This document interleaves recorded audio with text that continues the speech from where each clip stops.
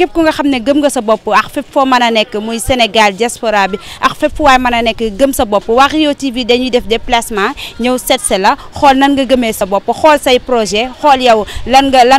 mooy say ambition lan nga bëgg doon lan nga bëgg a nekk ba tax na tey dañoo seetse ki nga xam ne mooy benn leader di Demba Seck leader politicien la Demba Seck nag yor benn mouvement bu ñu naan mouvement MDIR moom lañ seetse fi nga xam ne mooy Médine émission baa ngoog mu tudd émission gëm sa bopp nee naa la képp ku nga xam ne nekk nga ci département bu Rufisque nekk fi nga xam ne mooy Dakar nekk fi nga xam ne mooy Sénégal ba si diaspora bi dinañ la seetse képp ku nga xam ne gëm nga sa bopp macha allah dinañ fa ñëw waxtaan ak yow léegi nii maa leen ko doon wax ki ñu may dalal nag ci émission bi tey mu ngi tudd Demba Seck di président mouvement MDIR. waaw asalaamaaleykum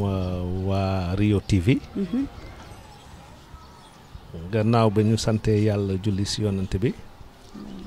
ñu ngi leen di dalal jàmm di nuyu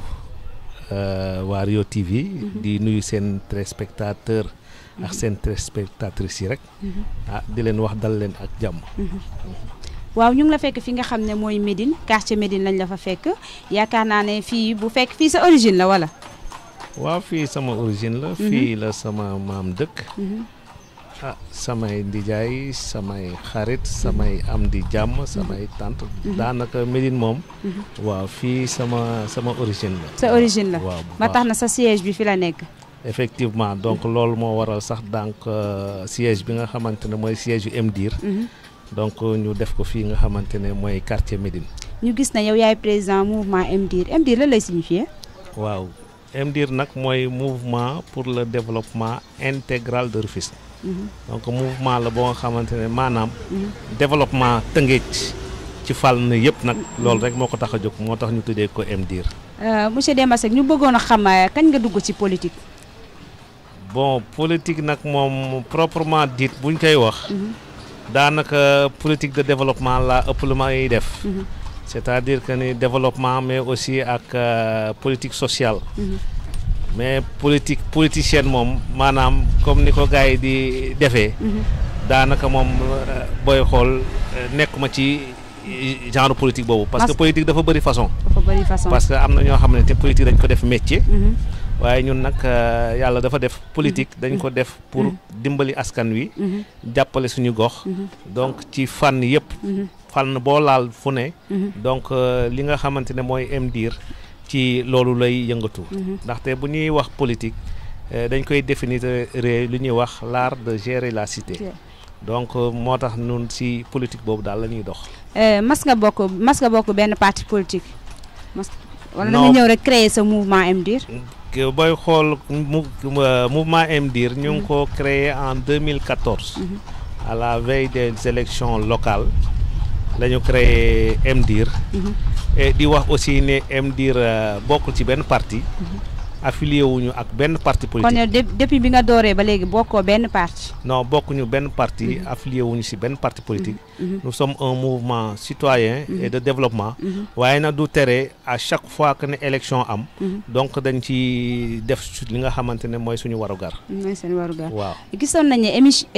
élection locale yi passé yaa ngi doon jàppale ki nga xam ne mooy monsieur Aline Mar maire de la commune waa législative yi du moins maire de la commune de Rufisque Ouest lu tax taxawaay boobu nga taxaw ko ci moom parce que gis nañ ne sonnoon nga ci lool doon ko jàppale naam que ne bokku leen parti mais yaa ngi ko doon jàppale. waaw xam nga élection bu ne comme li may wax toujours dafa am spécificité dafa am lu koy waral ndaxte élection législative la ñu wax c'est-à-dire que ni tey dañu war a élire ñi nga xamante ne moo ñu war a représenter suñu département yàlla def moom mu nekk fi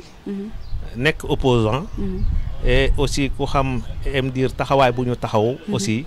donc nous sommes pas avec le pouvoir donc yàlla def aussi nous avons des relations parce que man mi di wax a yow nii bi élection locale yi passé inchallah dañ ñu tabb ñu nekk conseiller municipal et que nous entretenons d'excellents rapports aussi et bi ñu waree dem ci élection locale yi législative yi aussi mu ñëw seet seen ñu ak ñeneen ñoo xam te aussi ñëw nañ seet seen ñu waaye ba ñu waxtaanee ñoo xam ne maanaam tey comme que moi je suis de l'opposition et gisoon naa ne le meilleur candidat bi nga xamante ne ak meilleur profil bi nga xamante ne moo waroon a mën a daaneel ñi nga xamante ne mooy candidat parti au pouvoir bi c'était lui. Donc ñu toog waxtaan. ba ñu waxtaanee aussi ñu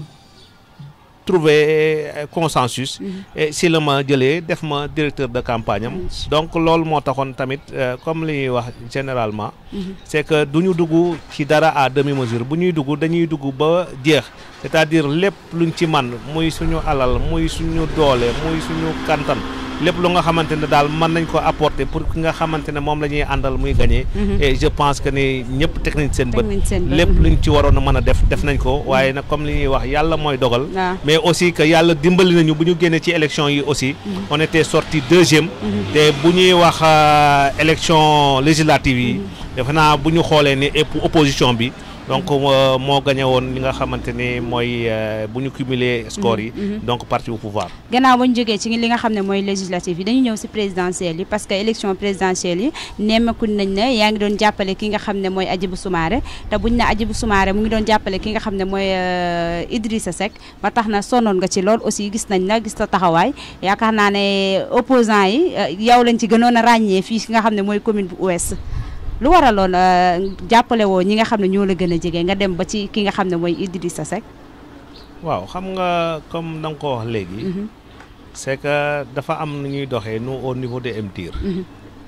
maanaam élection bu mënti jot ak bu mënti am. balaa mu ñu cee dugg aussi. nous les membres de mouvement. dañuy toog ñu waxtaan ci. bi loolu amee aussi. il m'avait donné carte blanche. pour que ma mën a waxtaan ak képp koo xamante ne bëggoon nga ñu jàppale. ci kaw loolu aussi si la ñu mettre en relation avec Hadjibou. ñu dem waxtaan ak Hadjibou bi ñu waxtaanee Hadjibou aussi du dañu waxtaan ak moom rek jox ko suñu kàddu waaye ba ñu waxtaanee ak moom. dañ ne ko ñun de dañ ñu yabal. waaye nag bu yàlla defee danañ dem rendre compte ñi nga xamante ne mooy la base. bu ñu joxee seen aval ñu ànd ak yow mais aussi bu ñu joxul seen aval aussi du ñu ànd ak yow bi ñu ñëwee aussi ñu wax ko assemblée bi waa MDIR ñëpp à l'unanimité ñu ne kooku de profil bu baax la donc te comme ni ñuy gëm ñun nous ne sommes pas dans aucun parti politique et te comme it moom it candidat indépendant la woon te bokkul woon ci benn langue politique donc raison pour laquelle donc ñu ànd ak Hadjibou bi ñu àndee ak Hadjibou aussi on a fait li nga xamante ne moom la ñu waroon def parce que période boobu dañuy wax ni période parrainage la ñu def suñuy parrainage aussi yóbbul ko waaye comme li ñuy wax rek ak ñi nga xamante ne mooy parti au pouvoir ndëgg sërëx yi nga xamante ne tegoon nañ ko ci parrainage bi finalement donc suñu parrainage ñu bëjee ko recalé ak parrainage yëpp donc bi loolu amee aussi il fallait pas que tamit ñu rester les bras croisés donc ci kaw loolu ñu toog waxtaan ba ñëw waxtaanee suñu biir ñu ne kat donc dañu nekk ci élection yoo xamante ne élection yu am importance la parce que lu mel ni présidentielle waruñu ko mën a boycotter donc ci kaw loolu ki nga xamante ne moom lañ doon jàppale muy Hadjibou Soumaré nous a demandé fekk laaj ñu suñu avis aussi au niveau de la DER muy démocratie et république te dont je suis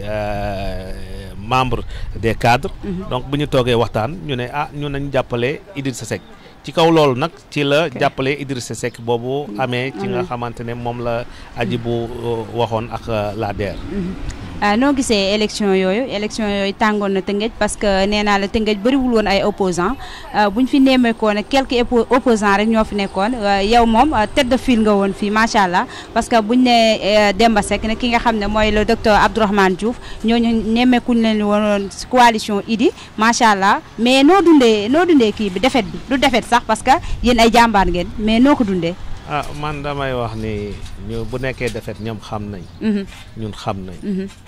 parce que ku xam élection yi xam na élection yu métti woon la. surtout ñun suñu côté ñun ñi nga xamante ne ñooy opposants yi. parce que quelqu'un l'a dit peut-être si Idy amoon nañu bien avant que lii donc heure bi leneen la ñuy wax. da ngeen yéex a jóg.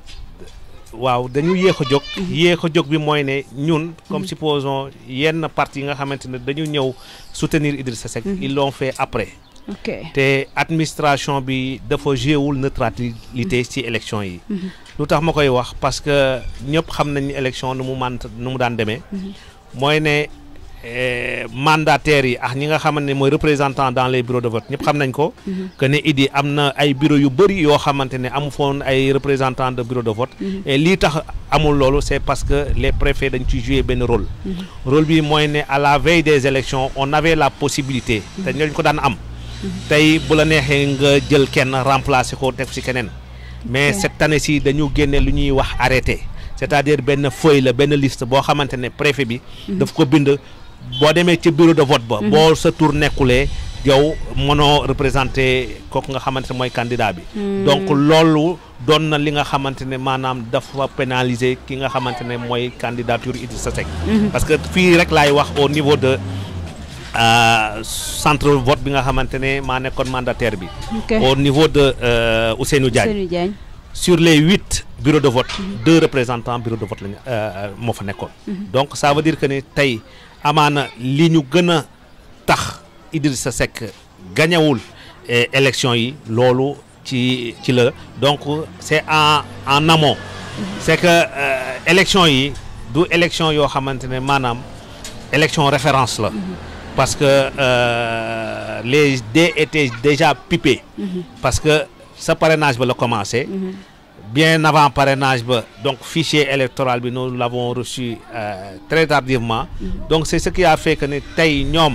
avec la complicité comme je le dis de l'administration parce que li ma wax li préfet yi joué mooy ne amuñu woon possibilité donc comme que fii lañ ko mënul woon a am dans la capitale à Samakh dans les régions donc c'est ce qui a fait que ne am na ay zones yoo xamante mais da ngay gis 100% lan moo tax c'est parce que ki nga xamante ne mooy Idrissa Seck ak ñi nga xamante ne ñoo ànd ak moom amuñu woon possibilité pour am ay représentants dans ces bureaux de vote là donc ce qui a fait que ne tey élection yi tey bu ñu ko gagné li ci ëpp donc loolu moo tax représentants yooyu daal daf leen pénaliser mais bien sûr parce que procès-verbaux non parce que tey boo nekkul ci bureau de vote noo mën a yore procès-verbal te am na si président de bureau de vote yoo xam ne da ngay dem même yow en tant que mandataire soo demee di leen demander procès-verbal sax duñ la ko jox. mais neemakuñ nañ ne aussi ki nga xam ne mooy Madické Niang da ngay gis benn centre lëmm du fa am sax benn représentant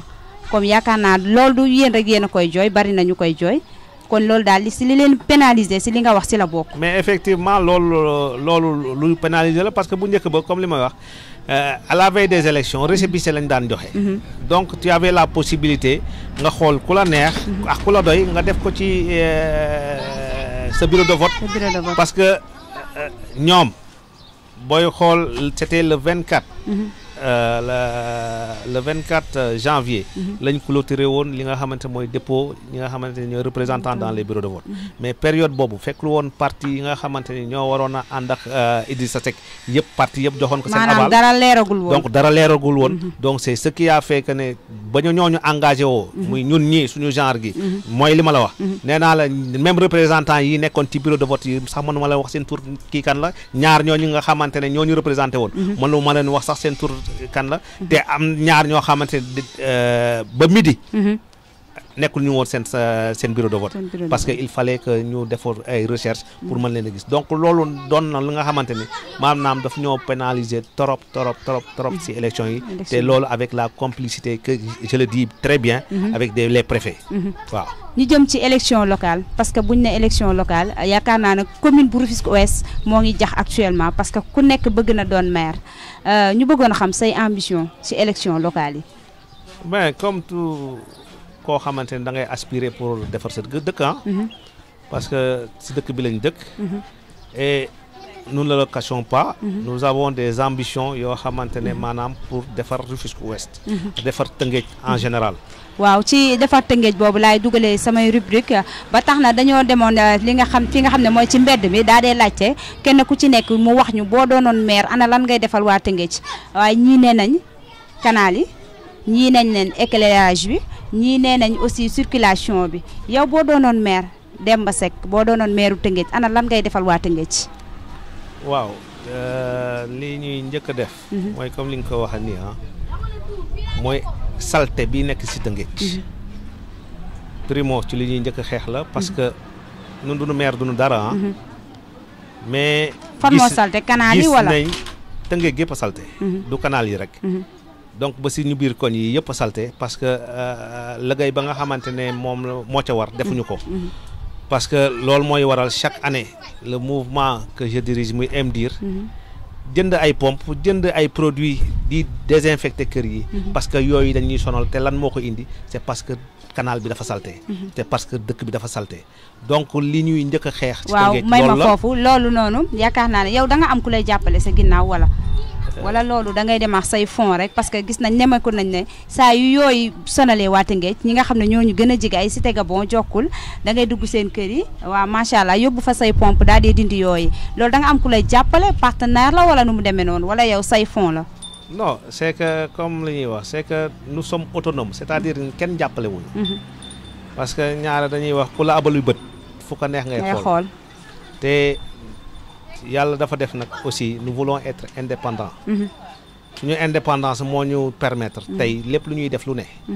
nous le faisons avec nos maigres moyens suñu dërëmi bopp. du ma sàmba du ma demb benn politicien nekkul suñu ginnaaw du kenn ko nga xamante ni dañuy def action ñu ne maa la jox dërëm bii. lépp lu ñuy def lu ne nous le faisons avec nos propres moyens parce que loolu la ñu gëm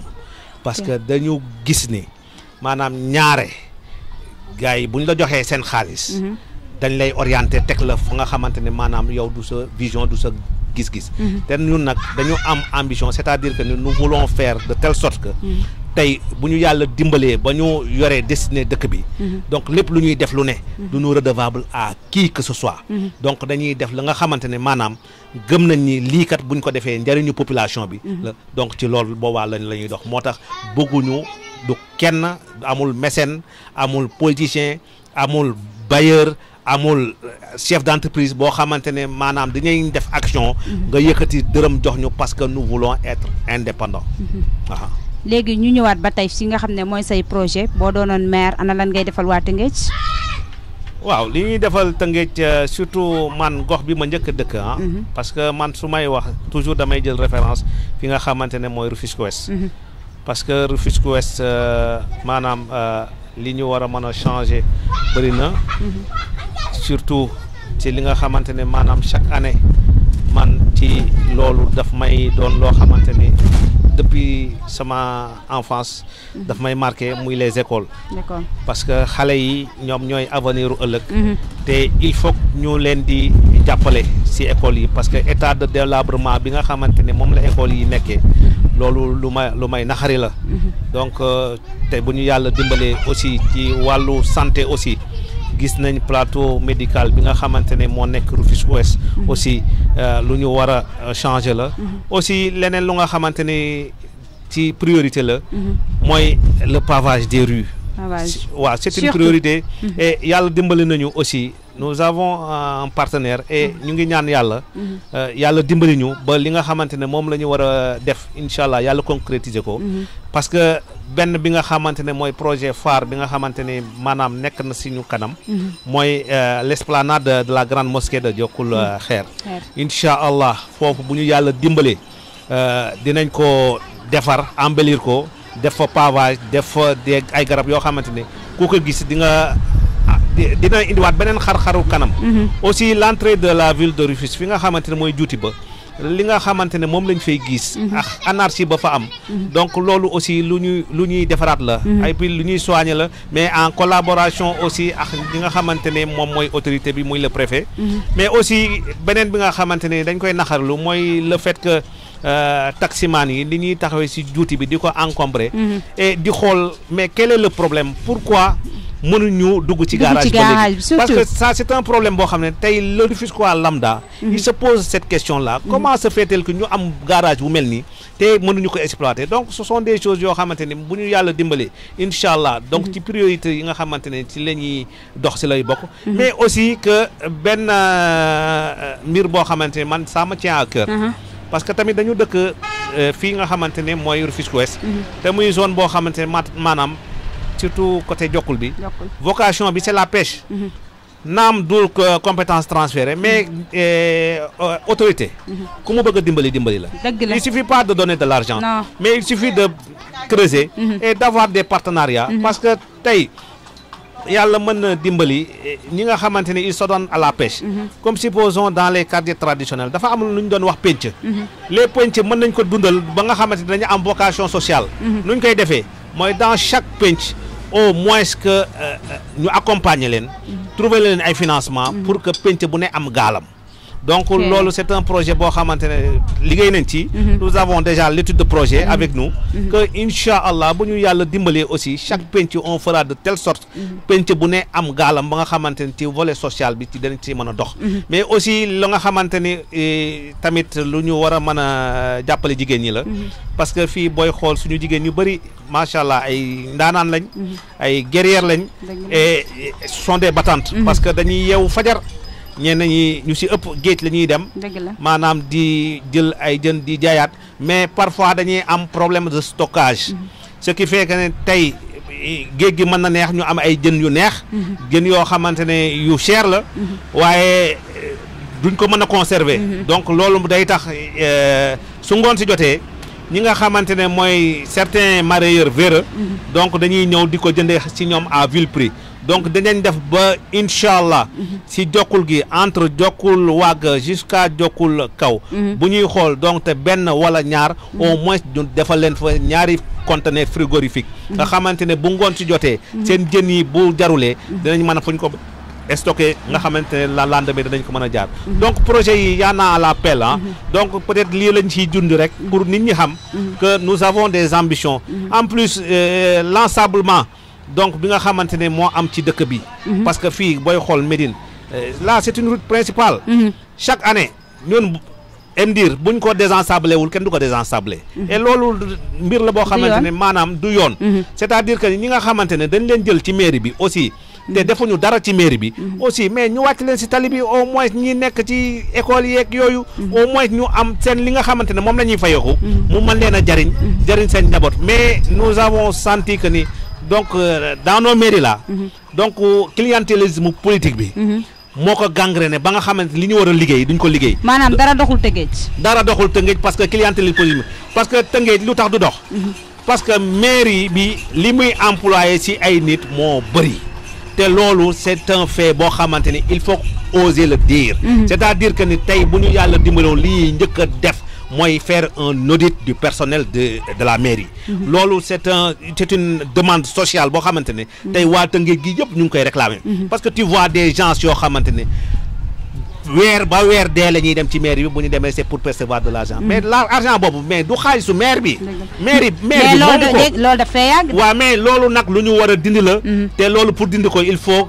nga am c'est-à-dire que ne quelqu'un boo xamante ne maanaam jëlul politique pour def ko loo nga xamante ne mooy li muy dundee mais daf koy def politique pour mën a jariñ askan gi parce que xaalis boobu ñuy fay ñooñu du xaalisu maire du xaalisu kenn xaalisu askan wi la ay patente la ay juuti la loo xamante ne contribuable bi nga xamante ne mi ngi toog këram di fay ndox di fay courant xaalis boobu la ñuy jël di ko fayee ñi nga xamante ne ñoom ñooy liggéey ci mairie bi kon boo toogoon da nga ko fiy dindi incha allah bu ñu toogee loolu yëpp dinañ ko fi dindi ku liggéeyul daal doo fayeeku waaw ku liggéeyul daal doo fayeeku ku liggéeyul doo fayeeku waaw slogan baa nga ku liggéeyul doo fayeeku waroo fayeeku waaw loolu mooy slogan MDIR ku liggéeyul doo fayeeku waaw kon nag fayeku bi daal dañ koy def yaama neex mais bien sûr parce que déggoo li ma la parce que ñi ngi xalaat suba pour falu alors que dañu war a xalaat ni ñi leen fal du ñi nga xamante ne maanaam mooy ñi nga xam ne ñoom la ñu jël mais ñi leen fal ñi ngi si biir kër yi toog yor seen carte te ñooñu li ñuy xaar ci ñoom mooy ñu defal loo xamante ne maanaam ñëpp dañ siy gis seen bopp ñu bëggoon xam mot de la fin bi nan ngay soññee waa Tëngéej population bu Tëngéej ak nan ngay soññee aussi maire yi fi nekk lañ war a yokku bala ngaa ñëw parce que yow bëgg nga doon maire loolu lañ lay ñaanal waaw incha allah comme li ñuy wax aussi lépp dañ koy teg ci loxoy yàlla parce que yàlla moom noppi na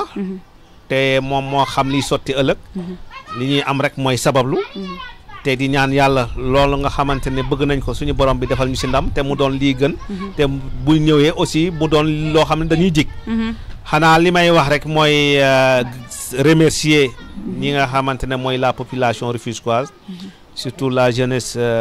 rufisquoise et ñi nga xamante ne aussi ñooy waa MDIR parce que c'est un mouvement boo xamante ne macha allah c'est des personnes yoo xamante ne maanaam du xaalis du dara li ñu lié mooy dañu bëgg a defar suñu gox donc ci loolu la ñu àndee et di ñaan yàlla aussi